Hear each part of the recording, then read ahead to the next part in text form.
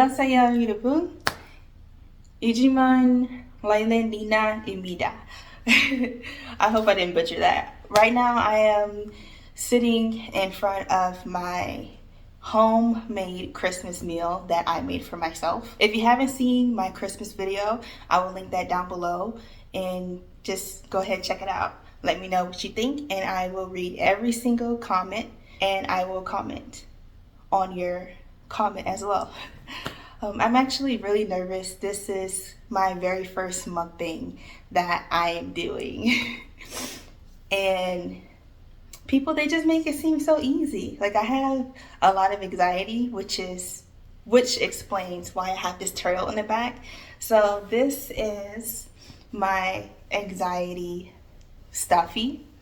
I named him Logan, and he makes me feel better.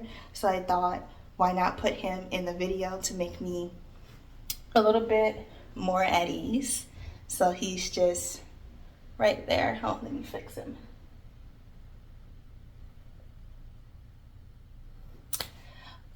That's Logan. Logan makes me feel a little bit better. What I made is just some pan-fried chicken that I had left over. I just added a bit of vegetables. I have some broccoli right here, and I also have some mashed potatoes that I made. So honestly, I don't know what to talk about in this video, but I do know that I have a lot to get off my chest. So this year has definitely been a very tough year for me. I have had surgery. I've had gallbladder surgery, my very first one. I never had surgery before. And I was just living in a situation that I've never lived in before. And I feel like it's something that I don't really want to talk about, but I know that it's something that some people may be wondering about, just how I deal with it and how did I end up to where I am now. This year has definitely taken me for a loop. I had gallbladder surgery. 5 days later, after my gallbladder surgery, I had to move myself into this apartment because everyone who was supposed to help me flaked on me, said they had COVID, they were too busy, they were working, which I understand they're working, but when it comes to me helping people, I always make sure that I make time for the people I care about. This isn't just random people, it's people who I know, and for them to come up with an excuse like, hey, I'm busy, or hey, I have COVID, or I can't do it right now, it's just an excuse not to fulfill their promise, and they always like go back on their word. So I have lost a lot of friends this year, which I feel like is fine because everyone isn't meant to stay with you all year, like your whole life. Everyone isn't meant to stay with you. So for them to show me their true colors ahead of time, I think that kind of fast track of me just cutting them out of my life. This probably tastes good. There has been so many people in my life who I had to cut out my life starting of this year because they would do one thing and then say another. And for someone who you consider as a friend, you shouldn't always flake on them, or you shouldn't come up with a sorry excuse or BS excuse on why you can't just make it or just be with them. Like, hey, like, let me know ahead of time. If you can't tell me what's going on, then if you can't tell me what's going on with you and just leave me in the wind, I just feel like you don't really care about your relationship and you're being very selfish, which is an inconvenience for the relationship, because when I see stuff like that, I immediately just like cut that person off. I'm not really with the BS, with all the excuses. Yes or no? Are you gonna do it or are you not? If you're busy, let me know ahead of time so I'm not standing around, waiting around, looking stupid, waiting on you. That's not something that I would like to do. But I would like to say for the New Year's 2024, I would like to do more of these mukbangs.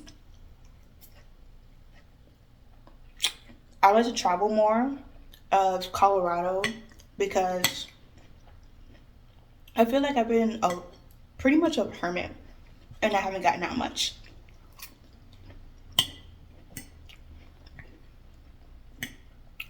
And I told myself that I would start doing more of traveling of Colorado this year just to get myself in a habit of going into crowded places.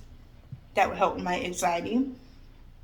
Also to be able to just explore and have a good time, not necessarily spending money, but just to experience a different scenery, as I should say. Experience a different scenery and a different crowd of people. And just help myself get out of this comfort zone. That's the main reason why I started YouTube. I wanted to get out of my comfort zone and be more comfortable in my body. I think social media has definitely changed the way a lot of us look at things. Starting from the plastic surgery, the makeup, the dream version of what we think our life should be like based off of what we see on the internet, because we feel like if we don't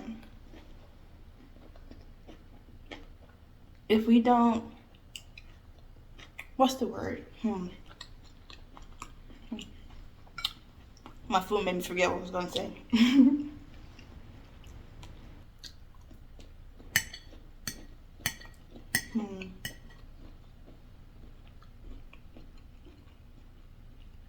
If we don't succeed those social expectations, then we will not be accepted. And I think that's why a lot of people get all these things like plastic surgery, and they get their bones removed from their jaw, because like in Korea they have like this face shape, like this V shape kind of face with the big doughy eyes, and in America we have this thing where you have to have a big butt and you have to have this hourglass figure. But for me, honestly, I look the way I look. I'm not going to change the way I look for anyone. Now, when it comes to working out, I will make sure that I'm in a full bit of health, that if something pop off to where I'm in a dangerous situation and I have to run, I can run more than 2 miles. I can be able to run to safety. I might be using my spoon. My spoon's right here. But yeah, I just feel like social media has definitely shaped the way a lot of us Americans think, or just anyone in general. And it's kind of like a cancer when you think about it. It's a cancer that's, first it starts off as an image, a certain image that someone puts out there. Then it turns around and then it comes into a belief. That belief turns into an ideal, and it just turns into like an obsession. Like, hey, I have to do that. I have to look this way. I have to have this certain type of money. I have to be with someone who has a certain type of money. And that's not the case. Like, I feel you can survive, like being single, just a single person in general. You can survive off of $40,000 a year. Now, I would not say that for everyone, because it just depends on where you live, and with taxes and all that stuff, it just really depends. But I don't think that a person who makes $40,000 a year is considered broke. I think that you can survive off of $40,000 a year, sorry. You can survive off of $40,000 a year. And the reason why people are like, oh, I want this person to make $1 million a year, or $40 million a year, or $10 million a year, is because of entertainment. They have this lifestyle of where they showcase girls with big booties, you know, the video girls who look a certain way or have a certain look. And majority of the time, they don't even have plastic surgery. It's just, they may have padding. Like, they have like hip padding or butt padding and makeup. You can literally change the way your face looks with just makeup. You can change your whole bone structure with makeup. And people, especially young adults, teenagers, pre-tweens, they look at that and they're like, oh, that's how I'm supposed to look. They see the money, they see the jewelry, they see the high lifestyle, which is probably, most of that stuff is rented anyway. Most of that stuff they haven't paid for. They're just renting that. They can literally rent someone else's vehicle for a video. But pre-tweens and teens, they see that and they're like, oh, I'm supposed to look that way. This is the lifestyle I'm supposed to have. If I don't have that, then I'm below the bar of status or just being socially accepted. And I did my job with this. It's pretty good.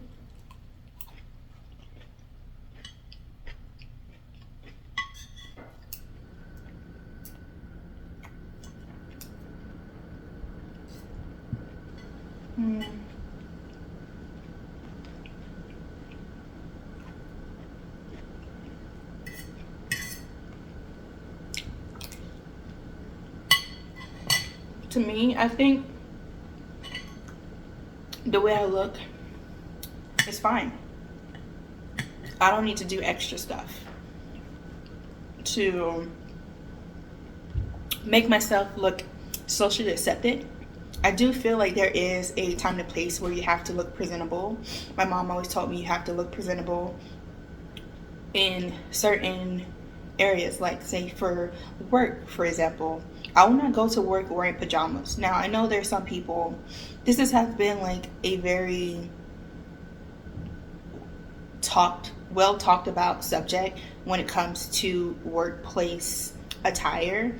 Now, for my job, I don't have to wear a suit and tie or a dress or heels or stuff like that.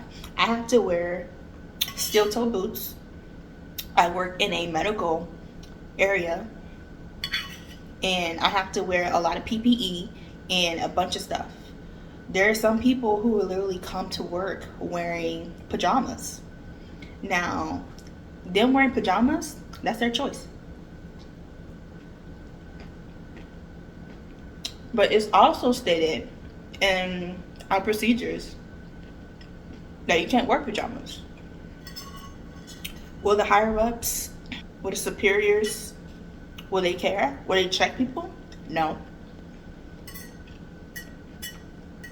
So at that point, it doesn't matter. But I do feel like there is a time and place on how you should act and how you should dress. Me, I literally, sometimes like I literally just drape in there like all black. I'm going to a funeral. Like I'll wear like cargo pants, a black shirt like this, or a gray jacket, just something basic. Like I'm not going to work looking good for anyone, especially when I have to be up before the crows, before the hens are cock-a-doodle-doing in the morning. I think they're hens or roosters or chickens. I don't know. It's one of them. They're all chicken, but it's one of them.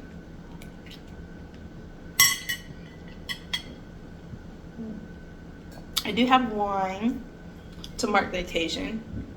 If I can open it. Oh, there you go. So this is actually Taylor port.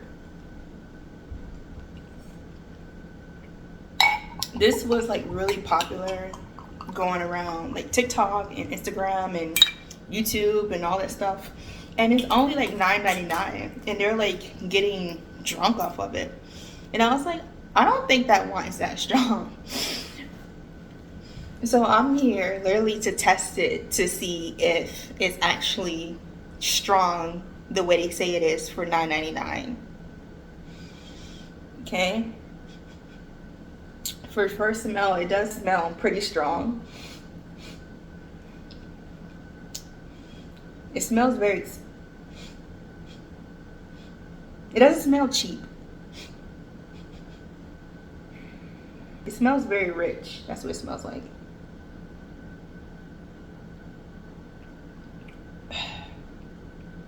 Oh, okay. So, just for first taste off the rip, first of all, it tastes like wine.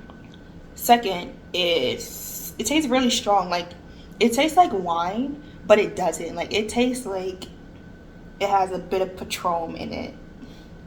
Like, it doesn't taste like there's full wine. I think there's like something else in here. I can't tell if there's any like ingredients on here because it doesn't say what else that they put in here, but it does contain about 750 milliliters of sulfates. I don't know if that's considered like the reason why it tastes so strong. Like, it tastes like wine and Patron mixed in one bottle.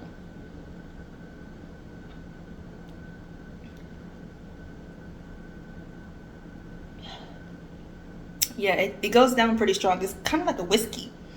That's what it tastes like. It tastes kind of like a whiskey.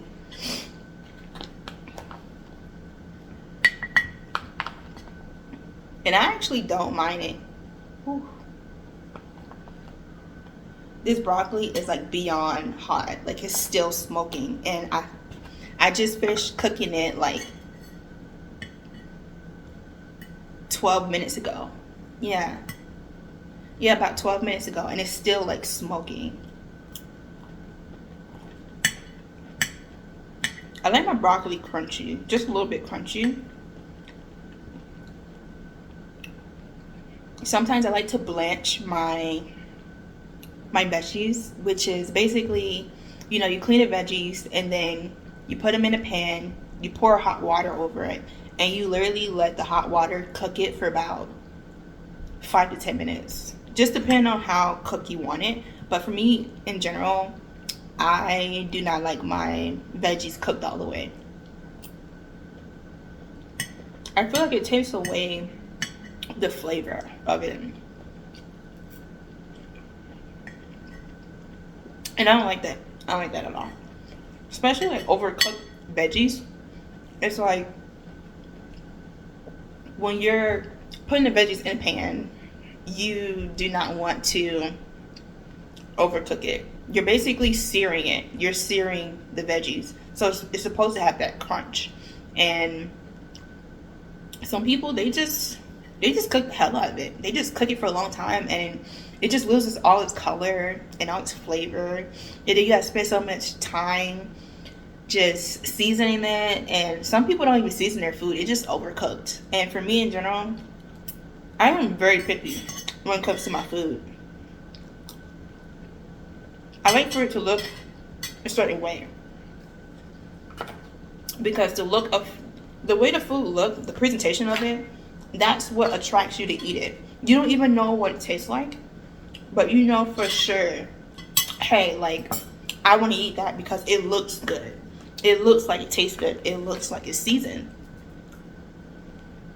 And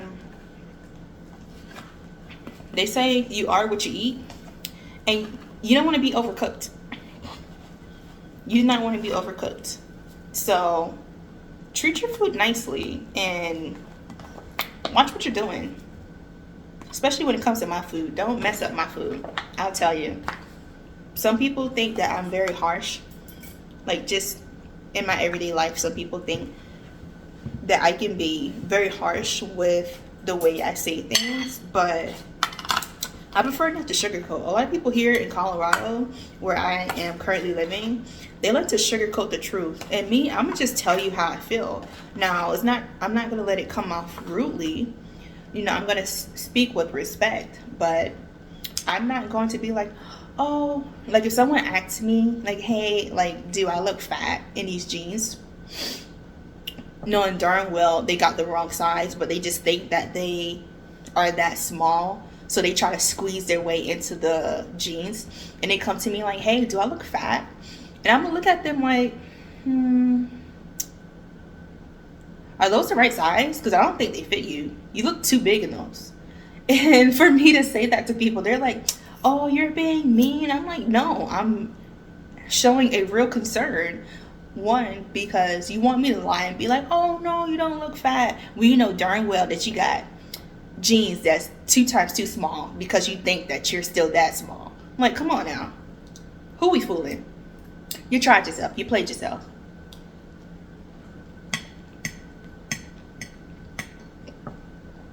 And I think, like, the world has got super sensitive. Like, everyone's getting super sensitive.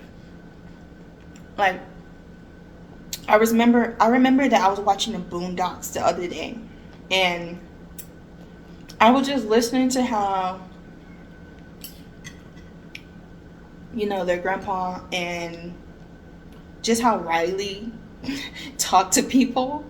To me, that's normal. The way that Riley talks, that's the way, like, that's the people who I grew up around. To me, that's very normal. So to be able to travel and to meet different people and to see that saying stuff like that triggers people or hurt their feelings or just come off as rude, it was very bizarre to me.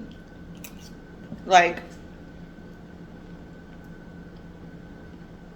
just Riley saying something like, ugh, nigga, you gay. Like, just stuff like that. Like, stuff like that, I don't feel that it's much of offense. It's more of just being very blunt of what's going on in his mind. Like, just saying what's on his mind. And I tend to do that a lot. I tend to say what's on my mind, and people see me as rude. And that's fine. You're able to have an opinion. You're able to tell me that you think that I'm rude. That's your right. And it's my right to think that I'm not. But that's okay, because we can still be friends and still be able to agree to disagree. We don't have to agree on everything. That's what makes us different.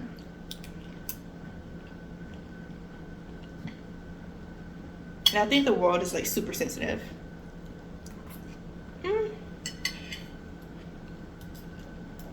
And with just seeing stuff like that going on in the world, I'm choosing more to just be a little bit more observant. Like, I've been learning how to be okay with speaking to people. But also, I've been just going back into my old ways of just observing people, because you can learn a lot about people by just watching them. Oh, that is strong, honey. I didn't think this $9.99 bottle would have this strong of wine.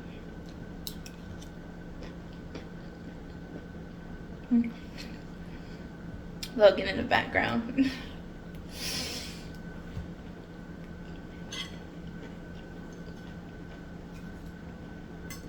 Yeah.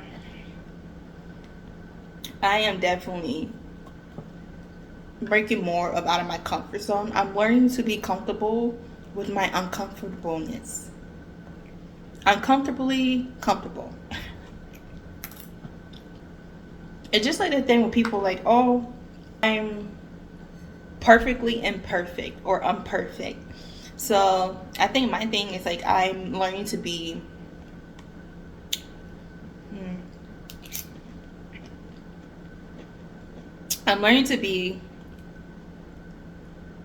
uncomfortably comfortable. When I am venturing out into these new places, I am uncomfortable because I am around crowded people, and just seeing people here in America, and also just from what I experienced when I lived in Germany, people in Germany,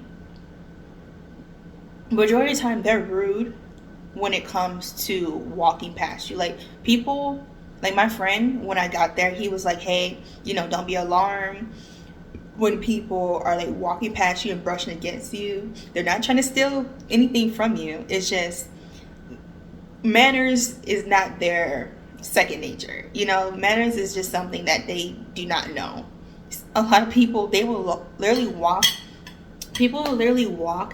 past you, and they will like brush against you. It's like all this space, you're right here and they're right here, and they're just, they'll just rub their body against you.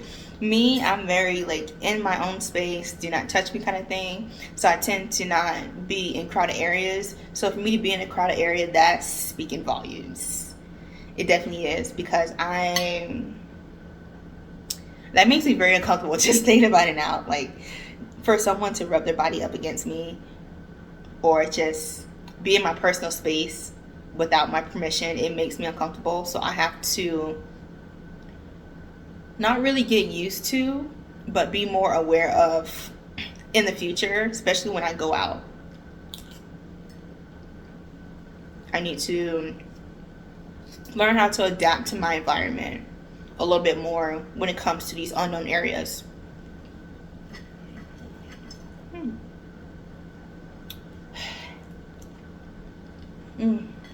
This tastes really good.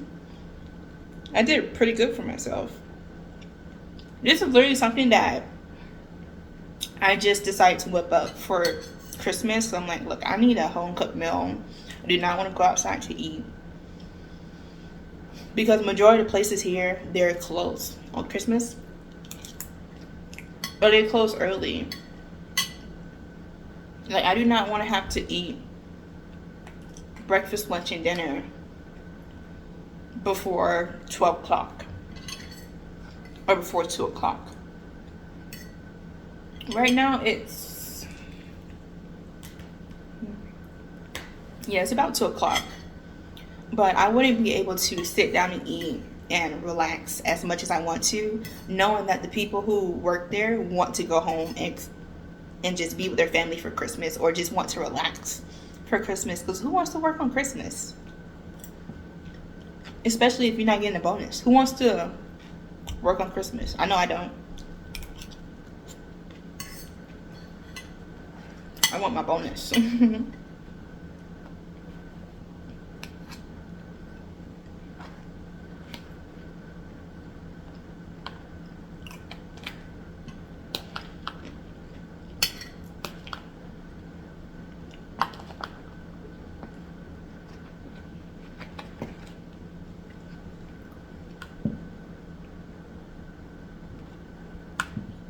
But yeah, I do feel that next year I will be doing a lot more traveling.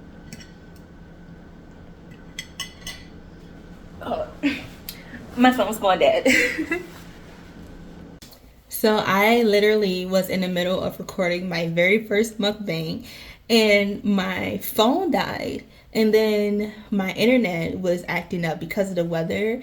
So I just kind of gave up on just doing my first mukbang because my food was cold, and just keep warming up my food more and more and more, just waiting to get my internet back up and then getting my phone juiced up. I was just like, I'm done. So for my first mukbang, I think that was okay. I do aim to be a bit better with talking on certain subjects, and for now on, I'll just probably have like a list of things that I want to talk on or just speak on, and I will pick one or two or three, just depending on how much food I have. And yeah, so if you made it to the end of this very first mukbang of mine, thank you again. My name is Rylan Nina, and I will see you next time. Bye. Oh, wait. I need to practice my Korean. 안녕, 안녕.